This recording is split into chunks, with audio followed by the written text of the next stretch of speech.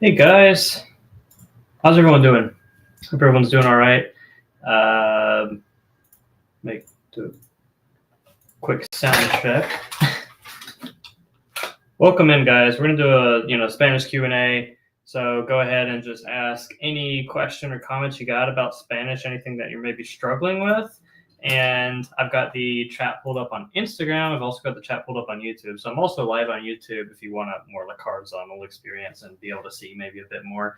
Also, obviously, as always, if you've been in these before, I've got the screen pulled up so that we can, write stuff and ask answer any Spanish questions that you got. Happy Saturday. It's a nice college football Saturday. I'm rooting for the dogs today. Hopefully you are too. But yeah, there should be sound now. So if you don't hear me, please let me know. That'd be awkward. And anyways, yeah, I've got the comments pulled up on YouTube and Instagram. So let's get this thing started. ¿Cómo están? How are you guys? I'll tell you what, just to kick it off, what's the last thing that you've learned in Spanish? It could be a word, it could be a phrase, maybe. Also, you could also tell me what you're currently like working on with Spanish, whatever that may be. So.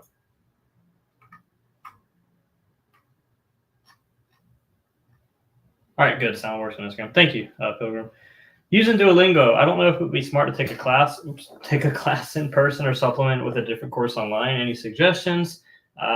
Good question. So yeah, I would not use Duolingo as your main source of learning, like as your main source of learning Spanish. I would use it for a supplement. I'm not hating on Duolingo. I love apps like Duolingo. Rosetta Stone's great. There are apps like that are great as supplements, I think. But I think when it comes to learning verb conjugations, even grammar rules, I don't think that those apps can always be the best to explain those things in a way that's easy to understand in a very practical way. Because you're asking about different courses and whatnot, I'll plug in my own. If you click up on that free training, sign up for it today. You can watch it. It's like half an hour long. At the end of that free training, I talk about my full Spanish program, and by signing up for that, through the free training, you get a discount off of it. So you'll hear more about it. And the whole purpose of that program is to teach you A to Z. It's called A to Z Spanish University for a reason. Literally everything you need to know in order. So learn this and then this and then this, and it's in a very straightforward, easy to understand way so that you can then take what you learn and then start speaking more. And you can use Duolingo and different apps that are free or even paid as a supplement to practice what you learn, because the idea is you learn what you need to know in my program, which is, hey, here's how to talk in the present, future, past, subjunctive. Here's how to use verbs like gustar and le versus lo and la and por and para and all of these things as quickly as possible, so you're not just sitting there for hours and hours in a grammar class, right? And then you can go and practice that. And then when you see those topics on things like Duolingo and Rosetta Stone or whatever app you're on, Pimsleur or even, you understand it a lot more and you have a better fighting chance. That makes sense. So, good question. Got another question from LPC. I started learning Spanish 3 months ago. I think I can read and understand the written Spanish, but I'm not fluent speaking. How can I improve on that? So I would put less emphasis on reading and writing, or reading and listening, actually. I'm sorry. Writing's great practice. This is going to sound like a kind of condescending answer, but you need to speak more. You have to form sentences, because if you're just reading and listening, and that's not going to, there's a lot of people who grew up in Spanish-speaking households that can't even speak well, but they can understand a lot. But if you really want to become fluent, and my whole methodology is around, hey, I want to get you forming sentences, speaking especially, but the next best thing is writing and even texting people. So like you said, you're on Tandem and Hello Talk. Those are amazing apps. I've used them. I use those apps to become fluent in Spanish myself. So it just connects you with native speakers. So the idea is that you learn what you need to know to form sentences so that you can then practice with native speakers and speak as much as possible. So you've got to be speaking way more than reading and writing and listening. But writing is the next best thing, because the idea is you learn way more when you have to recall information rather than when you're just reading on a screen. Because even if you don't know a lot of Spanish in general, you can, like, even a person who doesn't know Spanish can read Spanish pretty well sometimes and figure out at least the main idea of what's being said. That same can be true to even listening sometimes. But when you go to actually speak a language, that's where the issues come in. And the more you speak, the better you get at listening, by the way.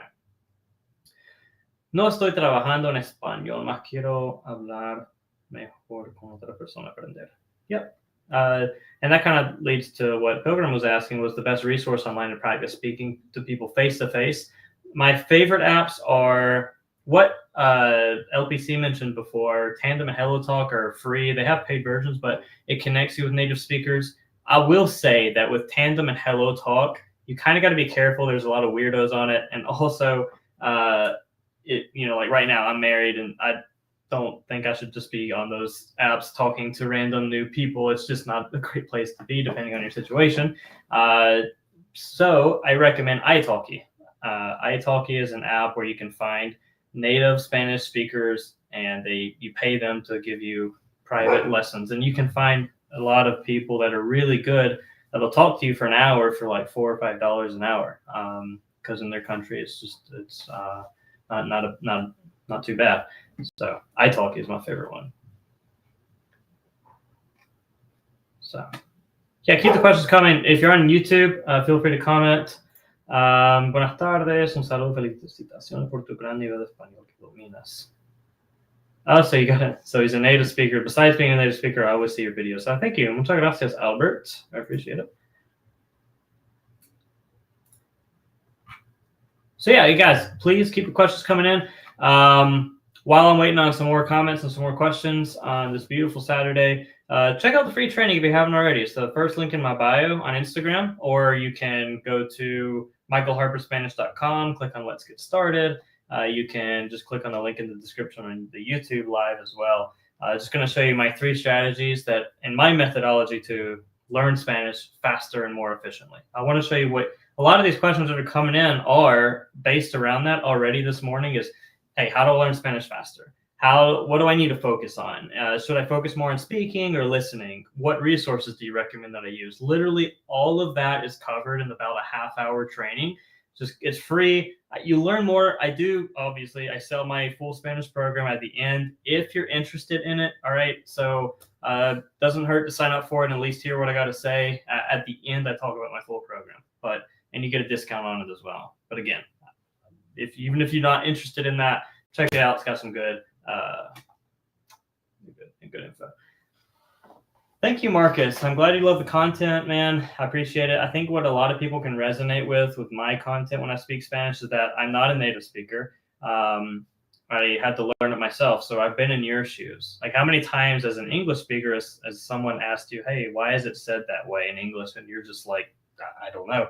So I can explain topics a bit more easily because I've had to learn it myself. So I know what it feels like to struggle with what you are currently struggling with, what you will struggle with, etc. So I'm really glad that you guys appreciate it. So right here, hey, I'll get to your question in a second, Mike. I just do want to mention, since we kind of been talking about Duolingo and these different resources to use, like Ray Repair is asking, on Duolingo 3 years, not really asking, but it feels like it takes forever. You've been doing, and that's the main complaint, right? You're doing Duolingo or whatever app for 3 years straight and you don't feel a lot of progress. And the main reason is because you need to use that, I believe, as a supplement. So supplement your learning. And I have no issue with Duolingo. I think it's great. I use it for when I'm learning French right now. I think they're really good for supplementing your learning. But when it comes to, you need to know, if you want to be fluent in Spanish, how do I form sentences in different tenses? How do I speak not just in the present and the past, but how do I use verbs like gustar? How do I say what I would like to do, what I would have liked to do, what I wish I could have done? How could I do this? How can I do this? How will I be able to do this? Future, conditional, subjunctive. If you can't speak in all of those different tenses, then you have no chance of getting any real progress. Because yeah, on Duolingo, you can learn a lot of vocabulary, but are you really learning to speak Are you learning to speak the language and talk about your hopes, dreams, what you will do, what you would have done, what you did do, what you are doing? So that's what my whole program is based on. I want to get you to learn everything there is to know about the Spanish language, future, conditional, subjunctive, everything else, all the verb tenses and conjugations and grammar rules, and as little time as possible. So I try to get you through the whole program in like 3 months or so. And then we can supplement, now that you have that understanding and knowledge, now we can supplement it with practice. Now we can speak. Now we can use Duolingo. Now we can use all these other things. So let me see a couple of these questions. Yeah, we can use the whiteboard on this now. So who asked that? Mike Hagan asks, when to change tu to ti? Let me put my keyboard in Spanish here. I hope you can't hear either my dog barking or my keyboard, but sorry if you can. Tu to ti. This explanation, I wish that there was kind of an easier way to explain this, but for the most part, you've got to understand that when you are the object, when who is the object of an action, whether it's indirect or direct. So this kind of gets into the whole, like, when to use me and they and le and lo and la and nos. It's when someone is receiving the action. So when you're doing something to you, for example, te amo is I love you, but you could also extend that and say te amo a ti. Also, when you say something like it is for you, es para ti. So I would just say the most simplest answer is when you're receiving something, whether you're receiving a gift, a meal, money, whether you are receiving an action as well. Maybe you're being loved, maybe you're being talked to. Ti. Me gustan tus reels, he aprendido desde hace 1.5 años, 1 año y medio. Thank you, and I appreciate it. Muchas gracias por seguirme, por todo, por estar aquí. Absolutely. I don't know what ISSEN is. LPC, if you can tell me what that is exactly, I'd appreciate it. Hola, Sushi. Muy bien. ¿Qué tal tu día? How's your day going? ¿Qué tal tu sábado? Está de acuerdo. Sushi está de acuerdo. Sushi agrees. So thank you. Yeah, I'm in Florida. I find people are very willing to practice Spanish with you. Yeah, exactly. Native speakers. That's the cool thing about learning. That's the cool thing about being an American or an English speaker and learning another language is that if someone wants to practice English with us, we don't really care. We're so used to a bunch of native speakers using our language in English just because, But when we make an effort not to assume that everyone needs to be speaking English to us, then they get excited, and that's what got me hooked. The reason I decided to learn Spanish was because I was actually in France of all places, but just trying to fight my way through, I had the worst Spanish you could possibly imagine because I had taken a semester of high school Spanish and knew how to say I like to dance, I like to play video games. That's what my vocabulary was limited to. But seeing that native speaker's face, who was from Spain, by the way, light up just that I was trying to speak her language, that got me hooked on it. So it's the coolest feeling in the world. Muchas gracias a ti, Vicky, por ver mis videos. Thank you for watching my videos. Y Karen también. I really appreciate you guys. Muchas gracias, Tristan. I really appreciate everyone's being super nice today. Everyone's being super nice. I needed to hear some of that, so thank you guys. Guys, hey, I'm here. Any questions? We got the whiteboard, man. If you want to ask, if you're struggling with something in Spanish, hey, let me know. I want to help you guys. I'm going to do, just because I'm waiting on comments, I don't like to say this a million times, but I'm going to plug it anyways because it is my business. If you are interested in learning Spanish and knowing my methodology that helps just learn more efficiently, what to focus on, what not to focus on, what resources to use, all of these questions answered in about half an hour worth of the training. It's free. Sign up for it. At the end, you'll hear more about my full program if you're interested in it, but you don't have to sign up for it, although I hope you do. I hope to see you in there. I really think it's the best program out there. I know it's mine, but I really do think it's the best program out there to help you accelerate your Spanish learning. It teaches you everything you need to know about learning Spanish in order to become fluent within a year. So check it out. All right, let's see if we got any. So yeah, if you're on YouTube or Instagram, got your comments pulled up. So any Spanish questions you got? So, hola guapo, nice, thank you. Buenas tardes, ¿cómo estás? Yo estoy muy bien. Muy feliz, de buen ánimo. I'm gonna write. I need to. That's so dumb of me. I need to write some of this stuff. What I'm saying. Estoy de buen ánimo. This means I am of good ánimo. Kind of sounds like you're animated. It's like I'm in a good mood. I'm in a good mood. It's a good Saturday. I'm happy because I'm about to go watch college football. I want to show you guys this. I don't know. This might pull up well in the camera. Look at how beautiful my dog is. We got him this Georgia Bulldog jersey. Is he not gorgeous? I'm so disappointed because I missed the Airbud applications for the new Airbud movie. I feel like he had a shot. He's kind of lazy too, so I feel like we'd get on that movie set and he would just like lay there and not do anything. So probably not a good idea.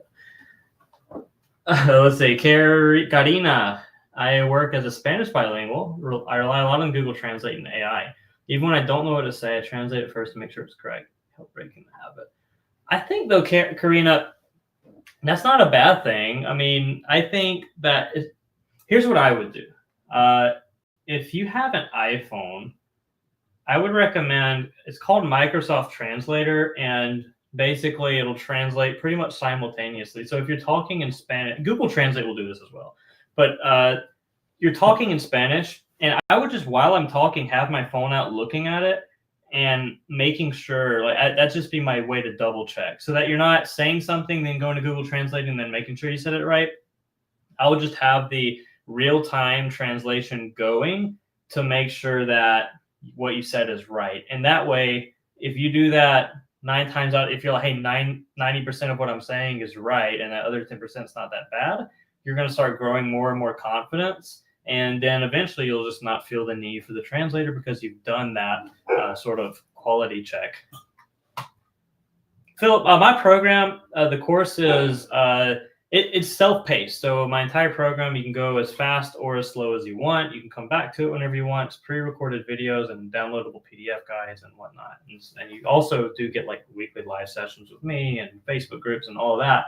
But what I'm saying is that I set different, it just depends on your time. I try to recommend people to get through it within 2 to 3 months if possible, but you can obviously stretch it out to 5 or 6 months long. But the most successful students of mine have gotten through everything in about 2 to 3 months. And let me see. Kind of lost my train of thought there, but yeah. 2 to 3 months. Oh yeah, here's what I was going to say. By what I mean by getting through the whole program is that you will know by the end all about what you need to know to be able to talk in the subjunctive, future, conditional, all the verb tenses, all the like grammar rules and whatnot. So yeah, again, if you are interested in that, free training. At the end of the free training, you'll learn about the full program and you get a discount off of it. But sorry to keep talking about that. Just if you have. And again, this question kind of has to do with it, Tristan.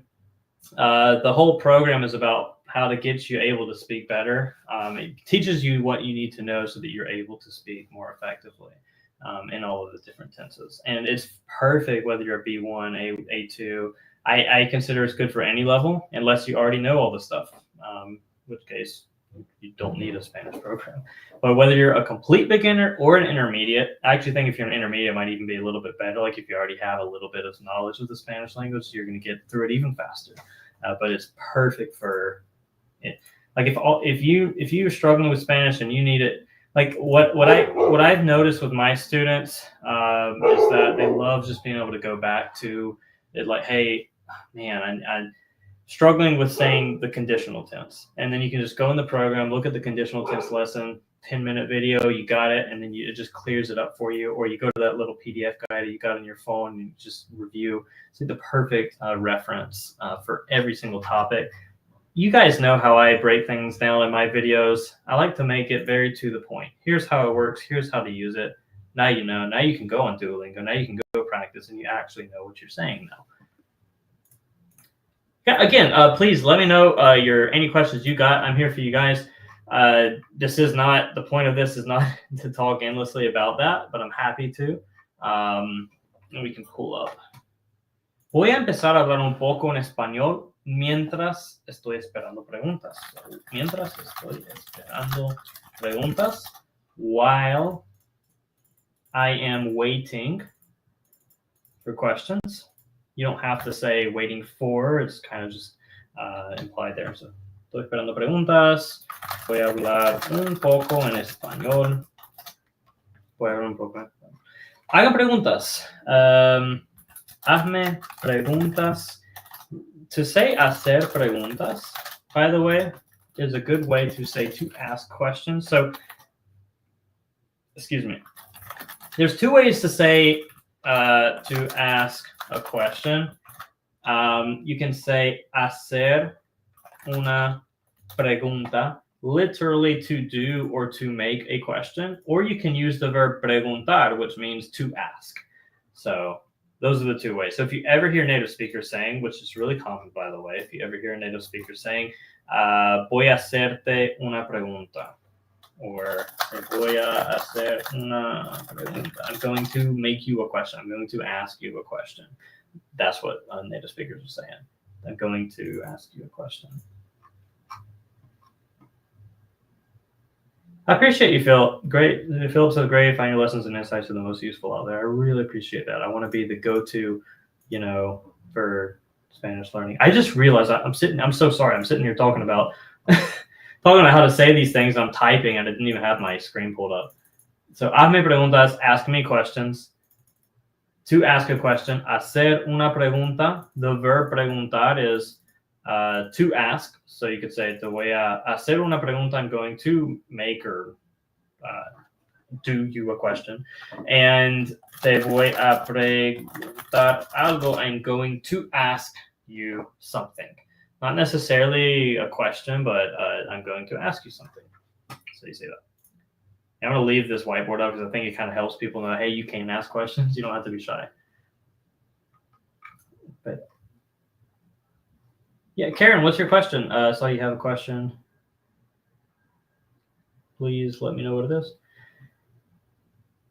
Mike Hagan asked, when you are doing your videos, could you include the vosotros form?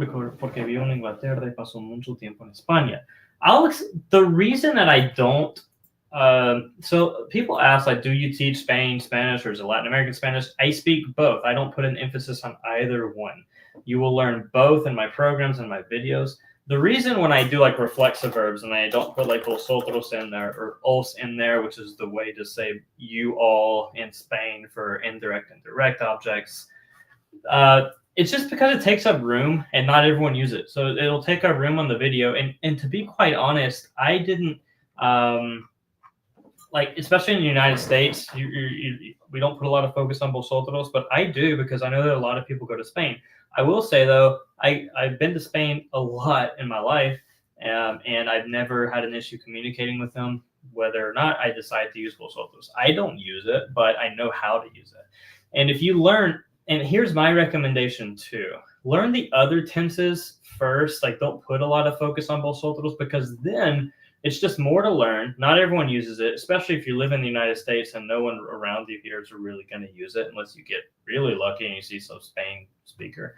Because then if you end up going to Spain, if you go on vacation there and you're like, hey, I need to work on vosotros, it is super easy, way easier that way to just do a quick refresher. The conjugations are not difficult for vosotros, and it's the same concept. It's just you don't. It's just one less thing that you need to learn because it's super easy to learn whenever you do need it. But that being said, if you do go to Spain a lot, like Mike does, definitely learn it.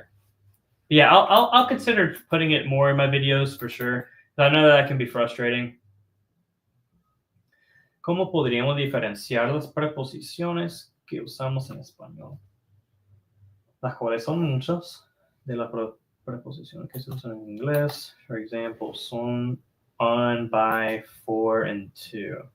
Good question. So just prepositions like on and for, by, for, and to. the most part, when it comes to, it's going to be a very basic overview, but when it comes to to, it's just use a. When it comes to on, use en, right? It's on the table, está en la mesa. You could also say encima de, but now encima de means on top of. So it just depends on whether you want to say on the table or on top of the table. It's pretty much straightforward, English to Spanish there. When it comes to for, that's where you kind of have to know the difference between para and por. I've got a lot of good videos both on Instagram and YouTube for differentiating por and para.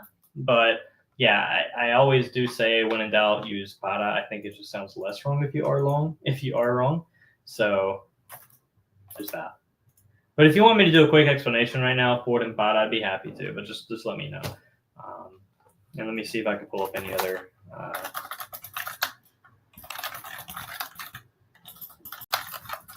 More like prepositions to teach you guys while we're here. I'm going to Google some. Some more prepositions. We got de, which can mean of.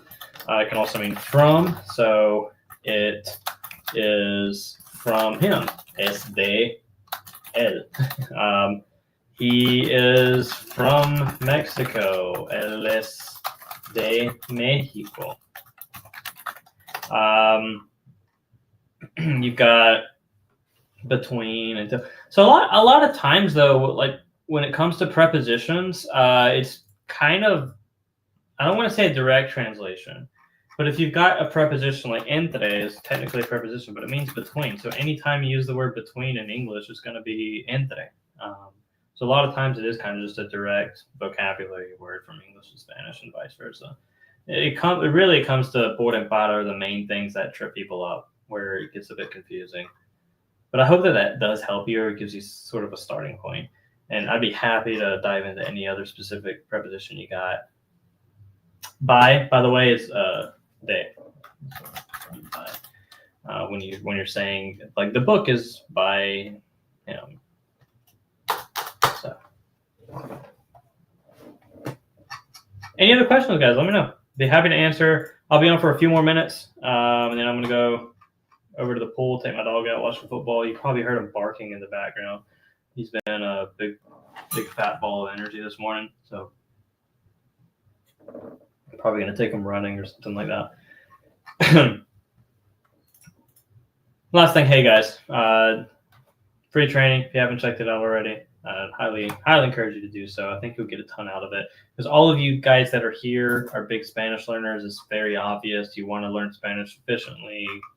You guys have you're like me. You're like I was. I mean, you want to learn Spanish. It's the most useful language in the world apart from English. So check it out. I know you'll get a ton out of it.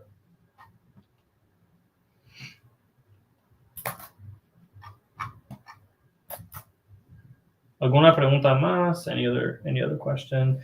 Me encantaría ayudarles. I would love to help you all. So ask cualquier pregunta. Make any question. That's a good word to know too. Any.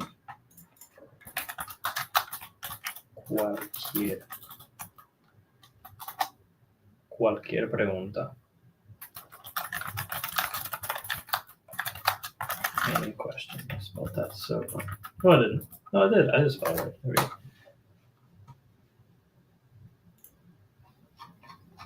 All right. Well, hey. Otherwise, man, I'll probably turn this off. If you have any last minute question, let me know. If you're on YouTube, subscribe to the channel. Obviously, if you haven't already.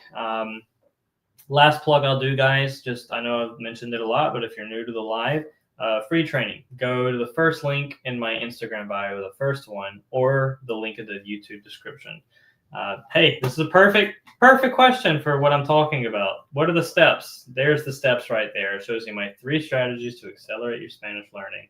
Become fluent within a year. What to and not to focus on. What resources that I recommend using in this day and age. And also at the end, you learn more about my full Spanish program if you're interested in it. Just the best A to Z Spanish guide course, the only one you'll ever need to go, whether you're a beginner or an intermediate to fluent, in the shortest amount of time possible. So I'll get to these last 2 questions. And then I'll head out of here. Someone asks, how can I say I miss her? There are two ways I miss her. La extraño is the most common way because extrañar is the verb to miss. To miss, and you're saying la for her. I miss to her. La extraño. In Spain, they use a phrase which makes absolutely no sense when you translate it directly into English, and it is echar de menos.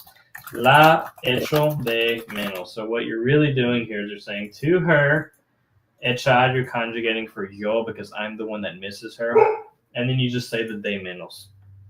It's a really weird format. It doesn't make a lot of sense, but that's how you say I miss her in Spain. Otherwise, every other part of the world, you can just say la extraño, I miss her. I hope that you're okay, though, Jacob. I hope you're all right. Can you really trust Google Translate or any other translator app? For the most part, depends. I wouldn't rely on Google Translate. I would rely more on AI nowadays, specifically like ChatGPT. I've had a really good experience. I haven't really seen any big mistakes when it comes to ChatGPT and translating. So I would use something like that for translating.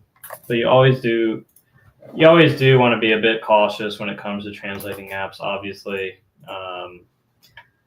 because there is still mistakes can be made, which is why I don't think that. Which is why government agencies in different places require human interpreters, and they don't allow artificial intelligence when it comes to translating. So, still, by the way, guys, like just in general, if you know Spanish, many jobs will just pay you more just for knowing Spanish. Like literally, you'll just get a raise just because you know Spanish. So. Apart from the obvious, it's really cool and useful to just be able to talk to people.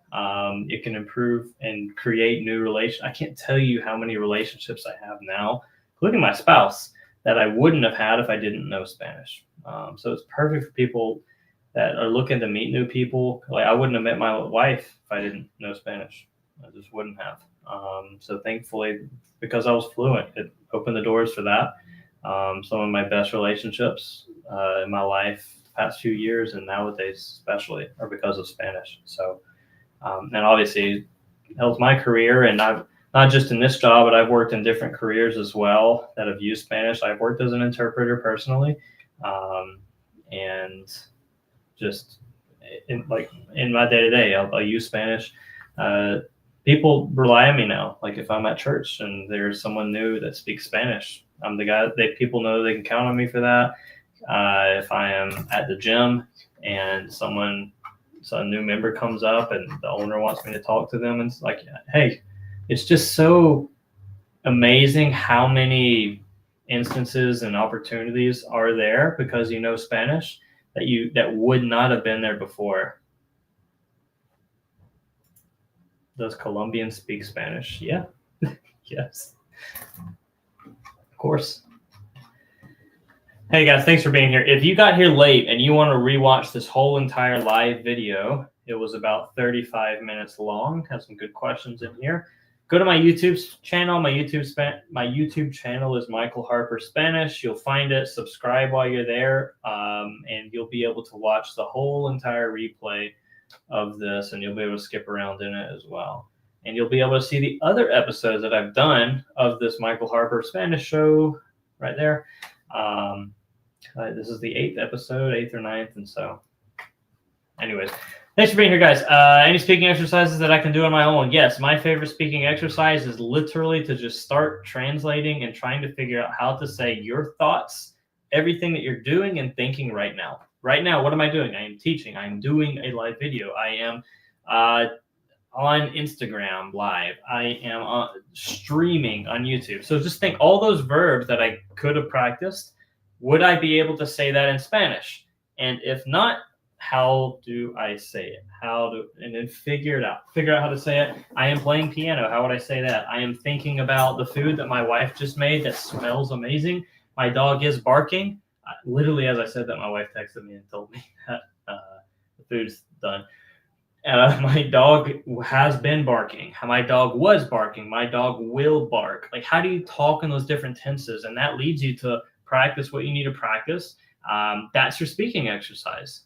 So just start with your thoughts, figure out, and that'll kind of take you to, oh, while I'm talking, I need to figure out what to work on because I am not good at speaking in the present tense. So let me go work on that. Or, hey, I need to figure out how to say, like someone asked, how do I say I miss her? Like Stranu, I got to figure that out. So, all right, guys. Appreciate the questions. I'll try to come live next week a couple of times. And again, last chance, check out that free training. First link in my Instagram bio, link in the YouTube description, michaelharperspanish.com just michaelharperspanish.com and click on Let's Get Started. You'll learn more about my full Spanish program if you're interested in that. You're welcome, Kylie. Thank you so much. I really do appreciate you guys. I'm so blessed to be able to do this and teach Spanish. I love to do it. See you in the next one. Ciao. Sigue aprendiendo. Sigan aprendiendo would be the plural for you guys keep learning. Ciao. Los quiero mucho.